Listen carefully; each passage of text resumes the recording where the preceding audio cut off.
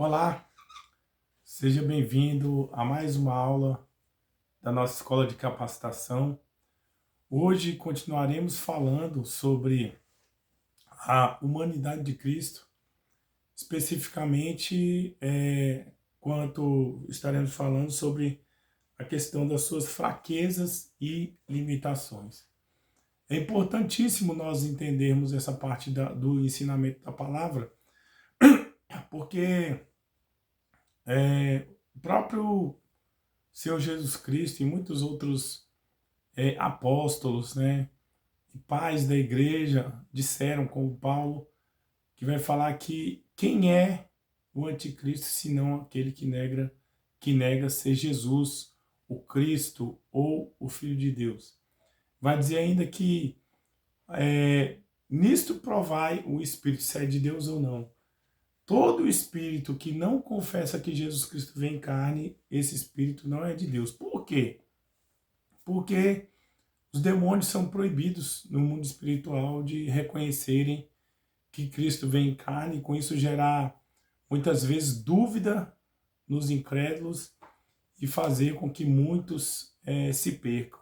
No entanto, em breve, assim, superficial leitura da palavra de Deus, você vai ver que o próprio Cristo ele teve essa ênfase em demonstrar a sua humanidade, em demonstrar que ele veio como homem para cumprir aquilo que a lei dizia, né? Que ele não veio revogar a lei, como vai dizer em Mateus 5,17, mas ele veio para cumprir, e para que fosse cumprida toda a lei e fosse tomado o poder, né, da morte e do inferno das mãos de Satanás, deveria ser um homem. Cristo, como nós já demonstramos na aula passada, ele não poderia ter vindo direto do céu, porque aí ele seria somente divino.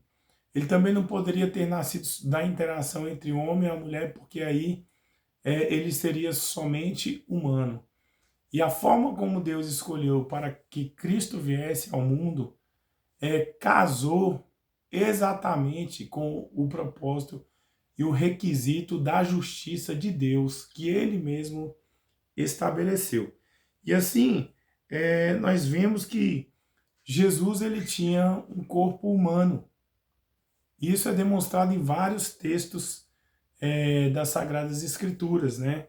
Que nos falam que Cristo vem em carne. Lucas, capítulo 2, verso 7. Abra sua Bíblia aí. Em Lucas, capítulo 2, verso 7. Vou abrir aqui. A palavra de Deus fala o seguinte: e teve seu filho, falando de Maria, né? E teve a seu filho primogênito, envolveu em faixas e o deitou em uma manjedoura, porque não havia lugar para eles na estalagem. Veja que tanto José quanto Maria faziam parte de uma família humilde, e naquele dia eles procuraram abrigo na estalagem e não encontraram, né? E quando Maria deu à luz a Jesus, o berço de Jesus, né, foi uma manjedoura, porque não havia lugar para eles na estalagem. O texto fala que Cristo teve um nascimento comum, como tem qualquer pessoa, entendeu? E nós vemos que Satanás ele nega isso. Os espíritos malignos negam isso. Abra sua Bíblia lá em 1 João, capítulo 2, verso 22. 1 João, capítulo 2, verso 22, vai nos dizer o seguinte, ó. Quem é o mentiroso, senão aquele que nega que Jesus é o Cristo? Esse mesmo é o anticristo, esse que nega o Pai e nega o Filho. Veja que uma das estratégias principais é o diabo falar que ele não existe, ele demonstrar para incrédulos, para ateus e muitos outros que o próprio Deus não existe, que Jesus não veio à Terra. E, no entanto, nós vemos, né, que há uma comprovação histórica de que Cristo veio à Terra e a própria história da humanidade é dividida entre antes e depois de Cristo, né? Nós podemos ver em 1 João, capítulo 4, verso 3 ainda.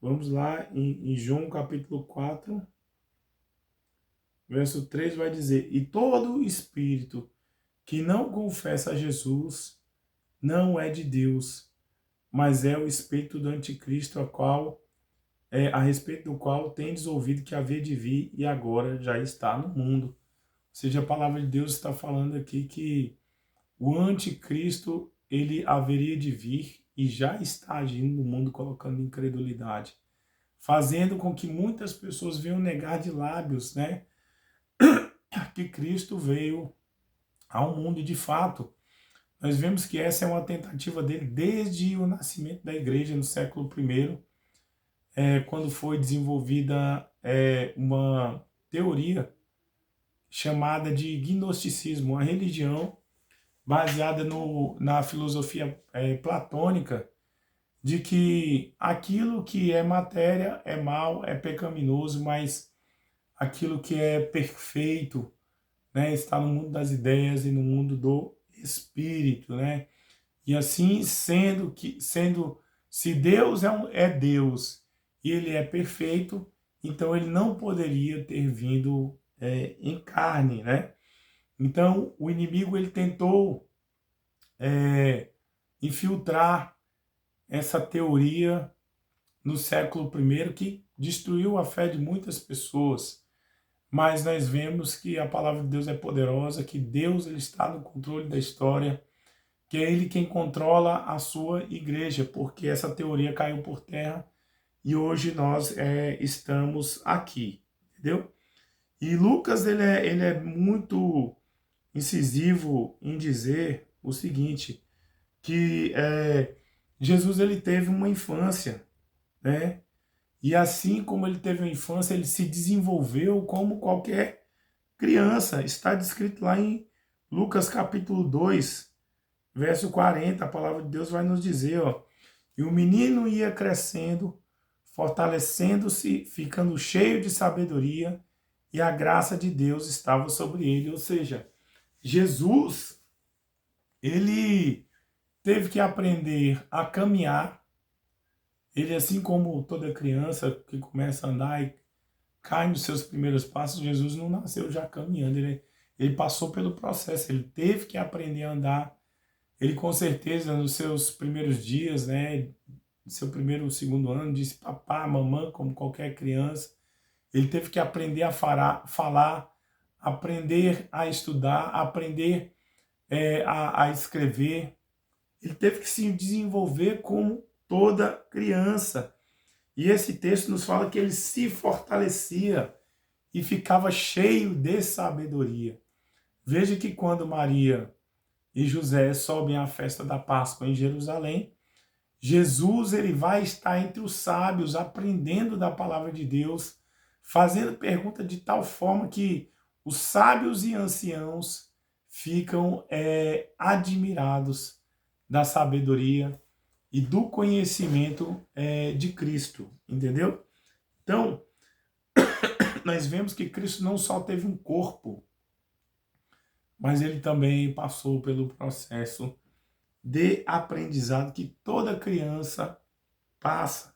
Lá no verso 52 do capítulo 2 ainda, a palavra de Deus vai dizer que crescia Jesus em sabedoria, em estatura e em graça diante de Deus e dos homens. Veja que este é um documento histórico do desenvolvimento de Cristo, porque o texto vai dizer que ele crescia em sabedoria, ou seja, ele estudava, ele se instruía, ele ia para a sinagoga para aprender, e também ele cresceu em estatura, ele foi criança, foi adolescente, depois se tornou um adulto e iniciou o seu ministério com 30 anos, como a palavra de Deus vai nos dizer, entendeu?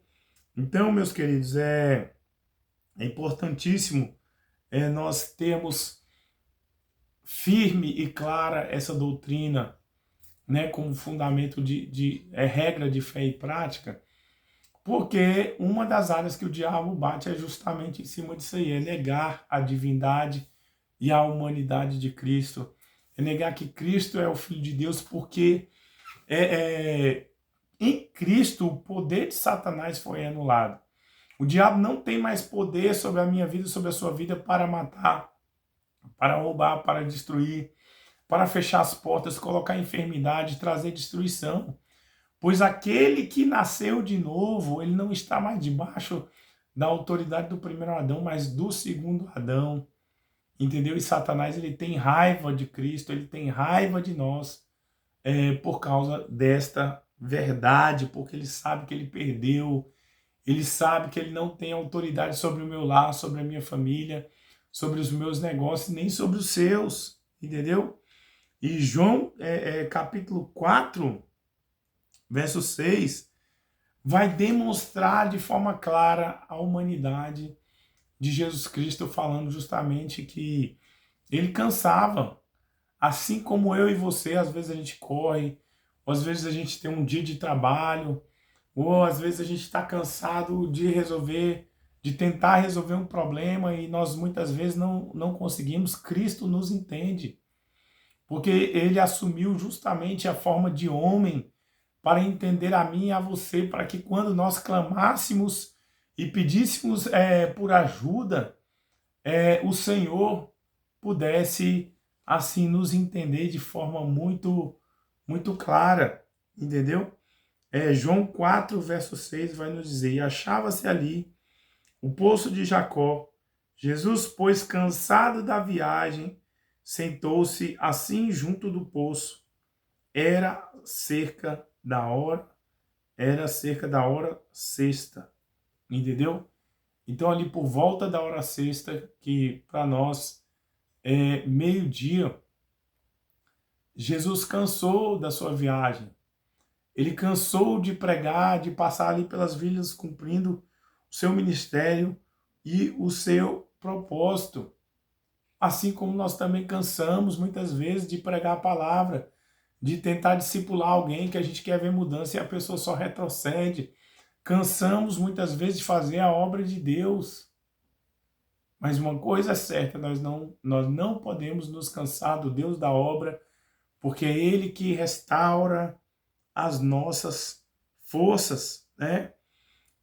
Nós vemos que, ainda comprovando aqui a humanidade de Cristo, as fraquezas, as limitações, Jesus sentia sede. Abra sua Bíblia lá em João 19, verso 28. João 19, verso 28, a palavra de Deus vai nos dizer: depois, sabendo Jesus que todas as coisas já estavam consumadas, para que se cumprisse a Escritura, disse: tenho sede. Veja que na cruz, Jesus, ali no momento de muita angústia, em que ele já tinha sido açoitado, humilhado, em que ele já tinha sentido fraqueza, estava há mais de um dia sem comer, ele diz: tenho sede, para demonstrar a sua humanidade. Esse texto aqui de João capítulo 19, verso 28 nos mostra. E o próprio texto lá também de Mateus capítulo 4, verso 2, quando fala de Cristo ali no deserto, vai dizer que ele jejuou e depois de jejuar 40 dias e 40 noites, ele teve o quê? Fome. E esse texto nos mostra, né, que 40 dias é o tempo máximo que o corpo aguenta ficar sem se alimentar e não ter nenhum prejuízo. Veja que o texto fala que ele teve fome, né? E, no caso, o que demonstra que provavelmente o jejum de Cristo foi um jejum de sólidos, um jejum de alimento, mas não ficou sem beber água. Por isso eu quero dizer para você, quando você estiver jejuando, não fique sem beber água, beba bastante água, né? Porque a água é um dos elementos que testemunha a presença de Deus aqui na terra. E a água é vida, nosso corpo ele também é constituído de 75% de água. Eu, geralmente, quando eu jejuo sem água, eu passo mal. Então, eu jejuo bebendo água, né? E Cristo provavelmente jejuou 40 dias e 40 noites bebendo água. E nós vemos que depois desses 40 dias e 40 noites ele ficou fraco e vieram os anjos e o serviram. Vamos lá para Mateus capítulo 4, verso 11. Mateus capítulo 4, verso 11 vai nos dizer o seguinte: Então o diabo deixou e os que vieram, e eis que vieram os anjos e o serviram. Veja que no momento em que Cristo sentiu fraqueza no seu corpo, então vieram os anjos ali e deram suporte, né, e ajudaram, né, ali serviram a Cristo, entendeu? Então, nós vemos que Jesus, em vários momentos, ele demonstra a sua humanidade. Um exemplo claro é quando Cristo está ali na casa de Caifás e Caifás pergunta: Tu és o Cristo? Ele fala: Tu o dizes. E nós vemos que diante dessa situação, as autoridades que estão ali, os soldados lhe dão uma bofetada, né? Inclusive dizem que Jesus chega a desrespeitar o sumo sacerdote. Veja que em nenhum momento o texto nos diz que ele se alimenta. Logo após, no outro dia, Jesus é açoitado, né? Porque nós vemos que as autoridades ali, elas se omitem, né? Pôncio Pilatos e vários outros se omitem e lavam as mãos, e Jesus é açoitado. E ele sente dor. A dor que era para eu e para você sentir. Jesus carrega essa dor. E nós vemos que no caminho da cruz, ele precisou de ajuda, né? Nós vemos que é chamado ali um dos seus discípulos para o ajudar. Lucas 23, verso 26. Vamos lá para o texto de Lucas. Lucas capítulo 23, verso 46. Lucas 23, verso 46 vai dizer: Jesus, clamando com grande voz, disse: Pai, nas tuas mãos entrego o meu espírito. E havendo dito isto, expirou. Não é esse texto aqui. Na verdade é 26. Quando o levaram dali, tomaram certo Simão, Cireneu, que vinha do campo, e puseram-lhe a cruz às costas para que a levasse após Jesus. Veja que após sofrer, ser esbofeteado, né, passar fome, ser humilhado, açoitado, Jesus estava ali no limite do seu corpo. E ele não consegue carregar a cruz, e eles chamam um discípulo, Simão, o Cirineu, que ajuda a Jesus a carregar a cruz, né? Então veja que assim como eu e como você, Cristo, ele no caso, sentiu fraqueza, ele passou por lutas, ele passou por adversidades. Então, nós devemos adorar a Cristo por isso. Nós devemos ter grande temor e tremor a Deus, né, por essa questão. A conversa de vocês está interferindo aqui, viu? Então, falando aqui com os meus filhos, e quando a gente está dando aula assim, às vezes um barulho assim atrapalha, né? Mas nós vemos que isso aí não tira o nosso foco, o nosso propósito, e nós estamos aqui justamente para aprender a palavra de Deus, entendeu? E nós vemos que o auge, voltando aqui para a nossa aula, nós vemos que o auge do limite do corpo de Cristo foi a cruz. Em Lucas, capítulo 23, verso 46, a palavra de Deus vai nos dizer: Jesus, clamando com grande voz, disse: Pai, nas tuas mãos entrego o meu espírito, e havendo dito isso, expirou. Veja que, geralmente, naquela época, a crucificação, né, assim, ou a tortura por meio da cruz, era o meio mais cruel de se punir um criminoso, uma pessoa que havia sido condenada pelo Estado. Porque enquanto ele estava ali crucificado, ele cansava, suas pernas cansavam, e à medida que ele cansava, o corpo puxava para baixo e ele muitas vezes morria sufocado, agonizando, um dia, 2 dias depois. Mas nós vemos que o sofrimento de Cristo foi tão grande, os açoites, né? Foi esbofeteado, foi furado com uma lança, que Cristo foi crucificado, né, pela manhã e morreu às 3 horas da tarde, quando houve ali um grande eclipse, né? Então veja que no Velho Testamento, para que uma pessoa ela tivesse o perdão dos seus pecados, se ela fosse humilde, ela tinha que trazer um pombinho. Se ela tivesse posse, ela tinha que trazer um boi ou um novilho, né? Ou um carneiro, uma cabra e assim por diante. E quando aquele animal ele chegava na presença do sacerdote, quem era examinado não era a pessoa que tinha cometido o pecado, mas era o animal. E no momento que ela oferecia, ela tinha que colocar a mão na cabeça do animal para que houvesse a transferência do pecado.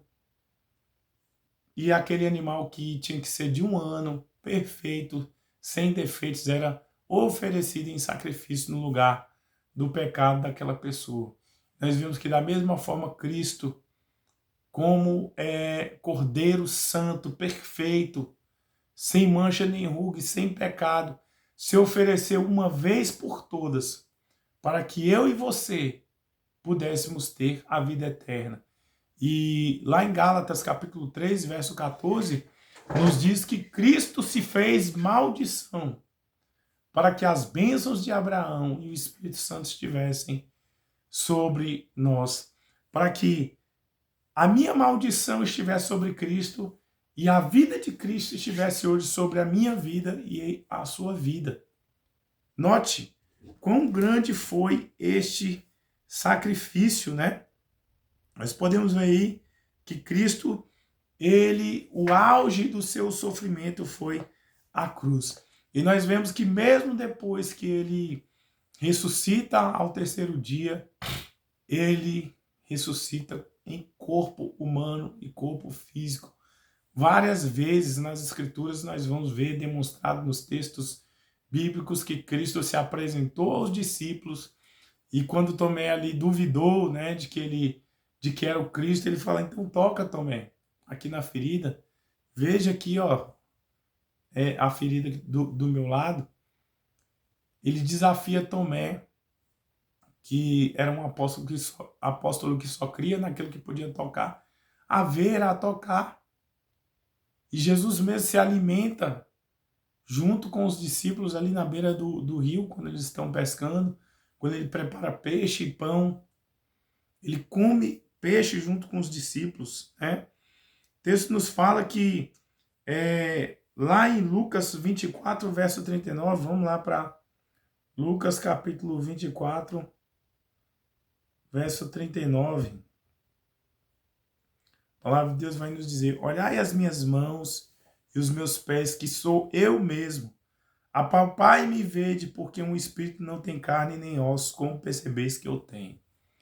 Então, meu querido, Nós vamos ver Satanás e muitas outras doutrinas falando que Cristo não veio à Terra, teólogos liberais, né, tentando fazer a distinção entre o Jesus histórico e o Jesus divino, como Bultmann, e vários outros teólogos que têm aí falado sobre a necessidade de atualização, de revisão dos textos bíblicos para tentar adequar a Bíblia à atual sociedade, ao atual pecado humano.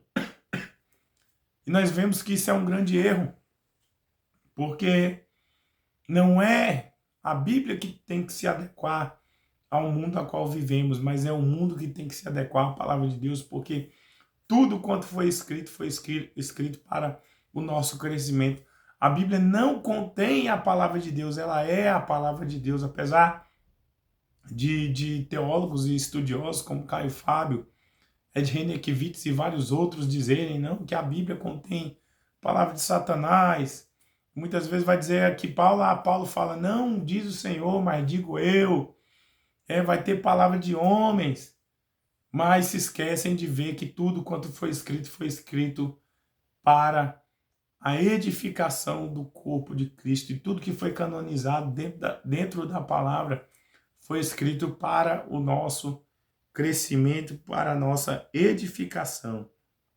Então veja que Cristo, mesmo após a ressurreição, ele se alimenta com os discípulos, diz, toca em mim, apalpai e me vede, porque um espírito ele não tem carne, demonstrando assim que o nosso Cristo ele foi 100% divino, sendo gerado pelo poder do Espírito Santo, não tendo a transmissão da semente do pecado que vem do homem. Mas ele também foi homem, nascido de mulher ao seu tempo, para que por meio do seu sofrimento e o cumprimento de toda a lei, ele tomasse a chave da morte e do inferno, pisasse a cabeça de Satanás e retomasse todo o poder e toda a autoridade, como segundo Adão, entendeu? Então, da mesma forma que Jesus Cristo, ele vem do Pai, ele também volta para o Pai ali em carne. Quando ele sobe aos céus, ele sobe através do seu corpo humano. E o verso 9 vai nos dizer, de Atos capítulo 1, verso 9, tendo ele dito essas coisas, foi levado para cima, enquanto eles olhavam em uma nuvem, e o recebeu ocultando-o aos seus olhos. Veja que logo após ele dizer, tocai aqui nas minhas mãos, veja aqui, né, a ferida do meu lado, porque um espírito não tem carne, nem tem corpo como eu tenho. Quando ele diz isso, logo após ele ceia com os discípulos, e ele sobe aos céus em corpo de glória, em corpo transformado à nossa semelhança, a semelhança do corpo que nós um dia haveremos de ter. Entendeu? Então, queridos, eu quero dizer para você que é uma alegria muito grande nós servirmos ao Senhor. Não desanime, porque nesse mundo o Apocalipse vai dizer que há choro, há tristeza, há percas, há morte, mas nos céus não haverá morte, não haverá perca e nem tristeza, não haverá doença, mas nós teremos um corpo que viverá eternamente, entendeu? Então veja que Cristo nasceu, como todo nascimento humano, ele precisou se desenvolver, precisou aprender aos pés dos mestres, ele foi açoitado, sentiu sede, sentiu fome, como eu e você sentimos, e ele hoje é o nosso sumo sacerdote, ele nos entende perfeitamente em nossas lutas e adversidades pelas quais nós passamos, né? E nós vemos também, quanto à humanidade de Cristo, que ele possuía mente, né? Ele pensava. Lucas 2,52 vai dizer que Cristo crescia em sabedoria, que ele crescia em conhecimento.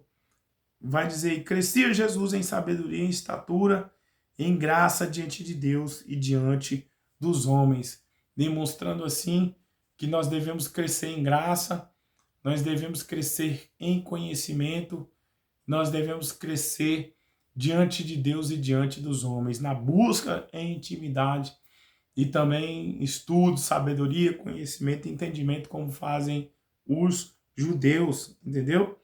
Veja também que ele passou por um processo de aprendizado como criança.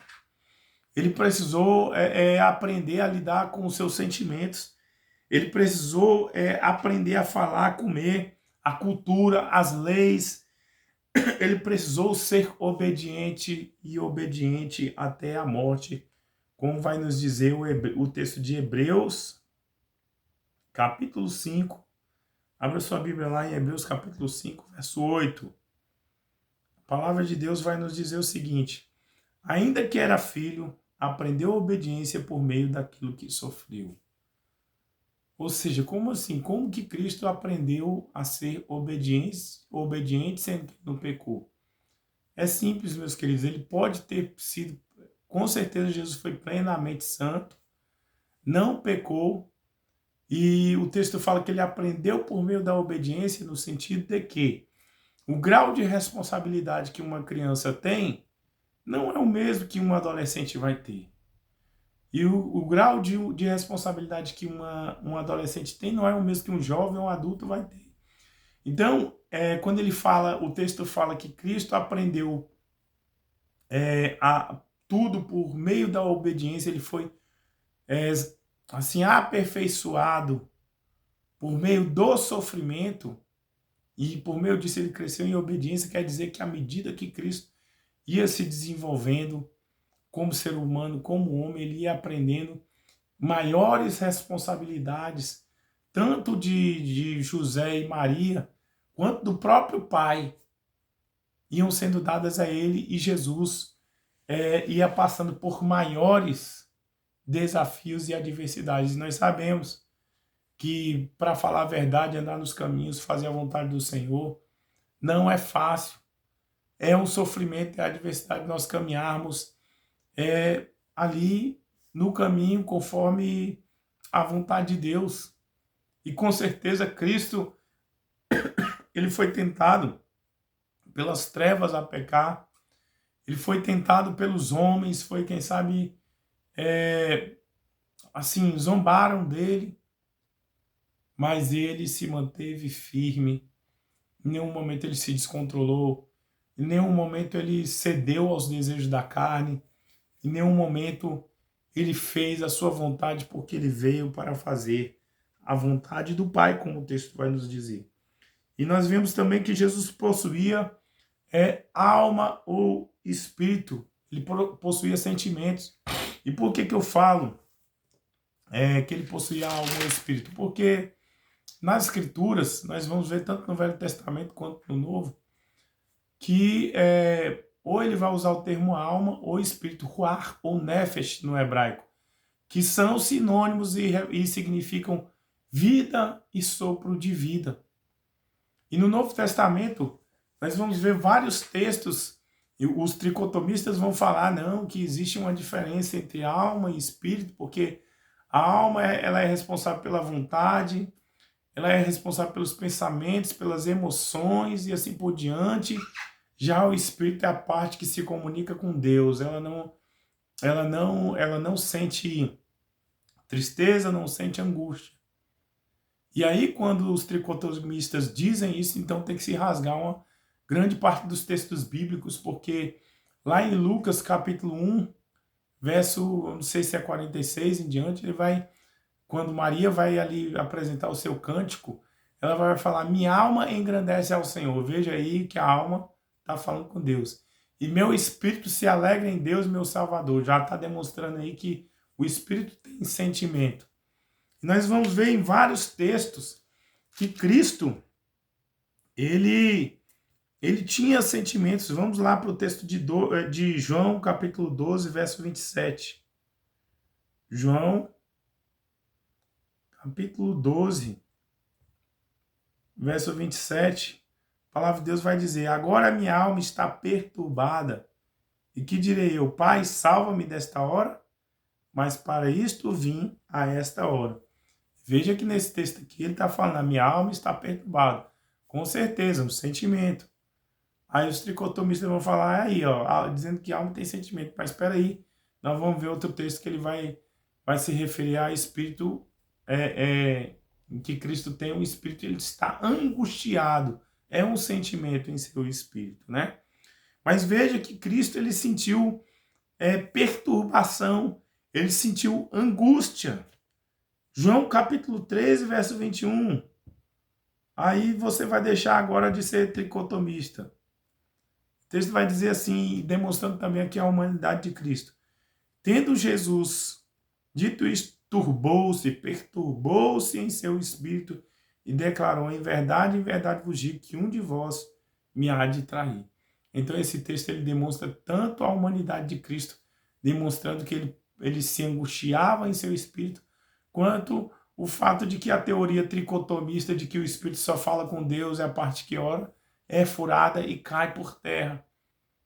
Porque nós vamos ver vários outros textos, né, dizendo, como o texto de Deuteronômio vai dizer, inclusive Marcos capítulo 12, verso 30 e 31, né, busca ao Senhor de toda a tua alma, de todo entendimento, de toda a tua força, né, que nós devemos amar a Deus, né, de que nós devemos servir ao Senhor com toda a nossa alma, com todas as nossas forças, entendeu? E vários textos vão demonstrar, Davi vai estar falando no Salmo sobre o espírito sentir angustiar e a alma adorar a Deus, e os salmos são o repertório mais completo de emoções humanas que nós podemos sentir ali. Davi chora, Davi se angustia, Davi muitas vezes está angustiado, oprimido, né? Davi está alegre e ele clama a Deus e ele fala com Deus, entendeu? Então, nós vemos que Jesus ele se angustia em seu espírito, né? Então, em ambos os textos, a palavra no grego é tarasso, justamente demonstrando assim que pessoas elas podem estar em um estado de assim frustração, de perturbação, e foi a mesma situação em que Cristo se encontrou naquela hora. E o texto nos fala que quando Cristo foi à casa do centurião, ele se admirou da fé do centurião, que falou, mestre, o senhor não precisa ir na minha casa, basta apenas uma palavra e o meu servo será curado. Então Jesus se admira, ele se admirava. Isso está descrito lá em João capítulo 11, verso 35. João 11, verso 35, a palavra vai dizer também que Jesus Cristo chorou quando ele ficou sabendo da morte de Lázaro, que era também um grande amigo. Jesus, ele se emocionou, e é justamente através dessa humanidade que Cristo se tornou sumo sacerdote.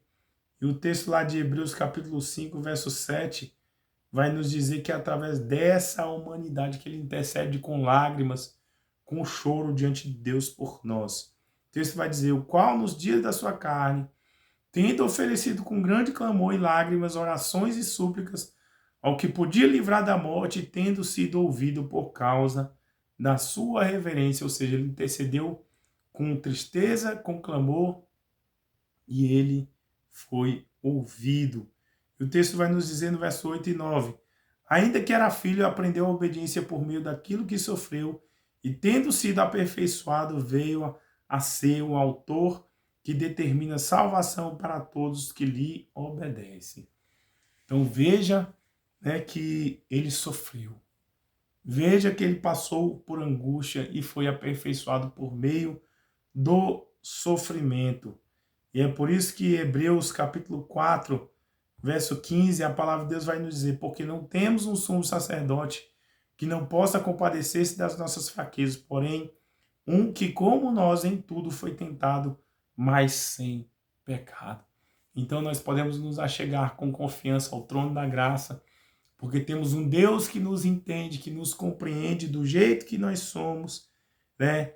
E a qual nós podemos ter plena confiança, né? Um Deus que não pode ser tentado pelo mal.